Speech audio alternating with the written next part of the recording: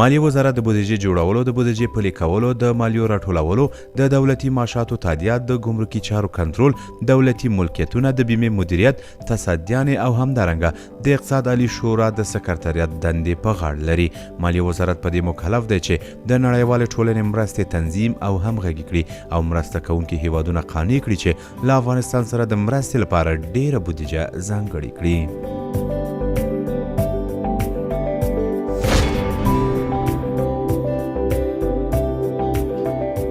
له اداري فساد سره مبارزه او د مدیریت په برخه کې اصلاحات د افغان حکومت له ژمنو څخه دي چې نړیوالې ټولنې ته له افغانستان سره د دوامداره مرستو لپاره ورکړي دي. د مالیې وزارت رهبري د دې ژمنو د عملي کولو لپاره د یاد وزارت په ټولو برخو کې هر اړخیز اصلاحات تر لاس لاندې ونیول. د اصلاحاتو په برخه کې د مالیاتي قوانینو تعدیل، د سی بي آر له لارې د ښځینه او نارینه وړ کسانو ګمارل، د زړو سیستمونو پر ځای د آسیکودا، افمیس او سیګداس جامع برېښنایي سیستمونو ځای پر ځای کېدل، د مالیو او ګمرکونو د اکاډمۍ پرانیسته، په لنډه موده کې د سوداګرو او پانګوالو د سندونو پروسې ترسره کېدل، په عصري مالي علومو او فني برخو کې د کارکوونکو وړتیا لوړول، د لوی مالیې ورکوونکو لپاره د برېښنایي خدمتونو د سیستم پرانیسته، د ترسره شویو اصلاحي کارونو په توګه یادولی شو. یاد شوي اصلاحات د دې لامل شول چې ملي عواید لوړ شي، د سوداګرو د اسناد پروسه څو برابره چټکه شي. همدارنګه له فساد سره مبارزه وشوه چې د روڼتیا سازمان د یو راپور له مخې د فساد د کمولو په برخه کې افغانستان د هیوادونو په منځ کې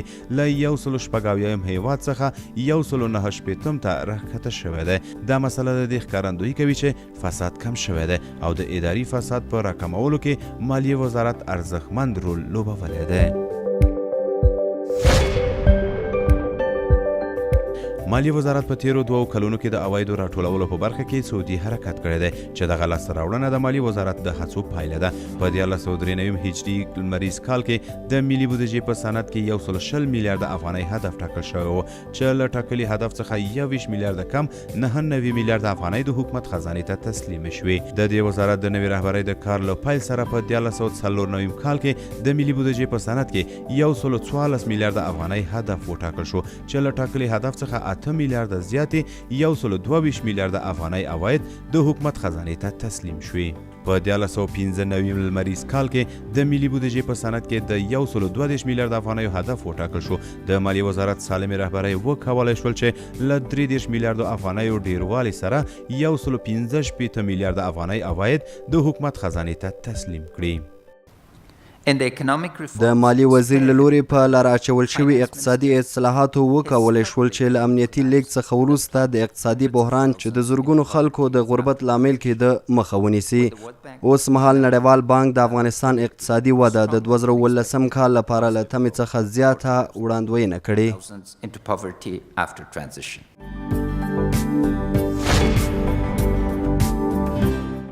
د مالیې وزارت د رهبرۍ لاسته راوړنې او اقدامات په هیواد کې د عوایدو ډیرېدو سبب شول چې وی کولی شول یو ځل بیا افغانستان ته د نړیوالې ټولنې د مرستو ژمنې او قناعت ترلاسه کړي. د راتلونکو 4 کلونو لپاره د بروکسل او وارسا په کنفرانسونو کې د نړیوالې ټولنې د 10 میلیارډ ډالرو مرستې ژمنې ترڅنګ امریکا، آلمان، نړیوال بانک، انګلستان، جاپان، اروپایي ټولنه، د آسیا پراختیایي بانک، هندوستان، استرالیا، کانادا، ایټالیا، ډنمارک، هالند، سویډن او ناروې هیوادونه د افغانستان عمده مرسته کوونکي دي چې د اوږدې مودې لپاره مالي ملاتړ کوي.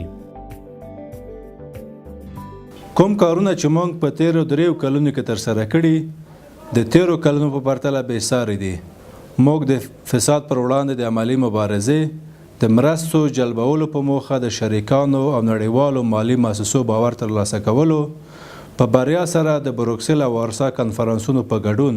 د نړیوالو غونډو ترسره کولو، د اقتصاد عالی شورا له لارې د مالی پالیسیو په اړه پریکړې، د خصوصي سکتور لپاره د اسانتیاو برابرولو، د مالیاتي قوانینو تعدیل، په بانکي سکتور کې اصلاحات او مدیریت او د وړو کسانو په ځانګړې توګه د ښځینه او ګمارنې په برخو کې کوټلې ګامونه اخیستي دي چې دا کړنې د اقتصادي اصلاحاتو او د افغانستان ځان بسیاینې پالیسۍ له مخې د ملي عوایدو زیاتوالی سبب شوي. خو د مالیې وزارت رهبرۍ په دې بسنه نه کوي. زموږ هڅه دا ده چې په ویل شوو برخو کې لا نور ګامونه واخلو تر څو له یوې خوا خپلو هیوادوالو ته ډاډ ورکړو چې ستاسو له بیت المال څخه په سمه توګه ساتنه کیږي او له بلې خوا نړیوالې ټولنې ته هم ډاډ ورکړو چې موږ د اقتصادي اصلاحاتو د ملي عوایدو په زیاتوالي همداشان له دوی سره په همغږۍ د مرستو په اغیزمنتیا کې مثبته او عملي پایله ترلاسه کړې ده.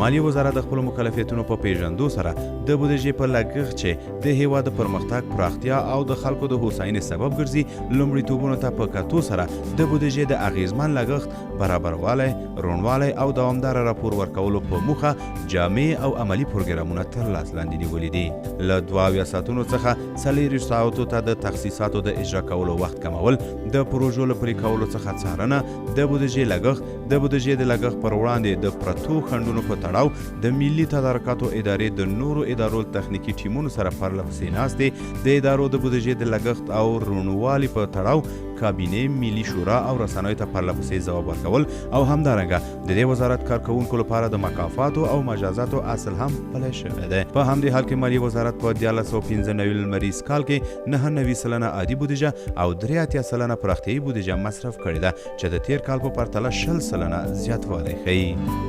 د یادونې وړ ده چې مالیې وزارت د بروکسل او ورسا کانفرنسونو، لوړ پوړې پلاوي، د څارنې او انسجام ګډ بورډ ناستې او همدارنګه د څارنې او همغږۍ ناستې په بریالي توګه ترسره کېدو کې بنسټیز رول لوبولی دی. همداشان په ډیجیټلي بڼه د مالیې وزارت د املاکي مخازنو ارشیف پرانیسته، داسې بنسټیزې پانګونې په بانک کې غړیتوب ترلاسه کول، د ښې حکومتوالۍ او ګمرکونو عصري کولو په موخه د ګمرکونو نړیوال سازمان د اروشا کنونسیون هوکړلیک لاسلیک کول او د عوایدو راټولولو په برخه کې د پیسو نړیوال صندوق له لوري د ارزونې 3 کلن پروګرام بشپړول، د بانکي سیستم پیاوړي کول او د مالی مرستو تنظیمول د مالیې وزارت له مهمو لاسته راوړنو څخه ګڼل کیږي. په همدې حال کې د دې وزارت مشرتابه د چارو ښه کولو او له وړو کدرونو څخه د ګټې اخیستو په موخه نوي مرستیالان د ولسمشرۍ ماڼۍ د حکم له مخې وټاکل. له همدې کبله د افغانستان اسلامي جمهوریت ولسمشر جلال المآب محمد اشرف غني د مالیې وزارت مشرتابه له کړنو خو مالي اجراءاتو، صداقت او لاسته راوړنو څخه په 1495 کال کې د غازی وزیر محمد اکبر خان عالی دولتي مډال ورکړ. په همدې حال کې د ولسي جرګې رئیس ښاغلی عبدالرؤف ابراهیمي هم د مالیې وزارت له ارزښتناکو خدمتونو څخه ستاینه وکړه. زه افتخار لرم چې په وزارت مالیې کې وظیفه ترسره کوم ترڅو د خپل د خلکو او د ملت لپاره خدمت وکړم. از رهبری محترم وزارت مالیه تشکری میکنم که به جوانان کشور از اقوام و اقشار مختلف زمینه اشتغال در وزارت مساعد ساختند تا مصدر خدمت به کشور و مردم خود شویم. پگمو در وزارت مالیه بلده رشد اقتصادی و خودکفایی کشور متحد است. افتخار جای دار که مالیه وزارت طریقدن اوس عزیز وطن و مردممگه خدمت قلمند.